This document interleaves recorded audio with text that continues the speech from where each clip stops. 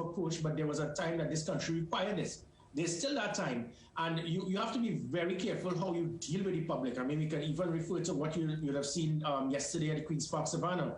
That is a very delicate matter. I am not here to cast aspersions about whether pro with vaccination or not. But again, it is something, I did hear your comment earlier this morning, JW, you said, what do you expect the police to do? And notice, as Commissioner of Police in my 3 years, I fully understood the rights of persons to protest. That is your right.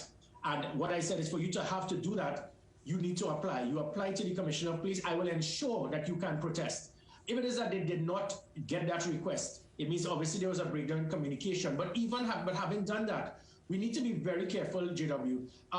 One of the policies I put in place is anytime we have to use that type of force on citizens, it must come from the Office of the Commissioner of Police. And there's a reason for that. Because this is what took place. Suppose the head of the GB decided, okay, it is time to tear gas. Okay, that is his judgment call. But suppose you go to Abu Bakr's funeral, where there were 2 times more persons at that funeral, and the head of the interagency task force was there. He said, well, I don't think we should tear gas. And there's where you will get persons stating, well, listen, there's not a level playing field. How it is we could do this, but an Abu Bakr's funeral, where there were 2 times more persons, the acting commissioner of police said, well, I made a judgment call and we decided not to tear gas. How it is that when you had the situation just a week ago with the Beetham residents, when it is they were actually doing something that would have inconvenienced over 100,000 persons, there was no need for tear gas. So you have to be very careful. It's not a straight case of saying they broke the law, you do what it.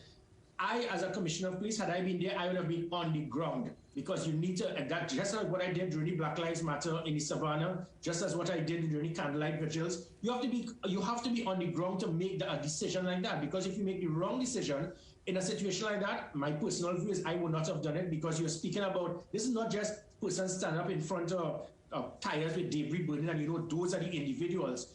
Right? We are speaking about women, children. Tear gas can actually get into persons' vehicles, the media being affected. So you have to be very careful in the decision-making process in situations like that. And then again, you could refer to the THA election, where you had 2 times more persons on probably both political parties doing the same thing, and there was no tear gas. So you have to be very careful. You can't be, there's a saying, you can't be half pregnant.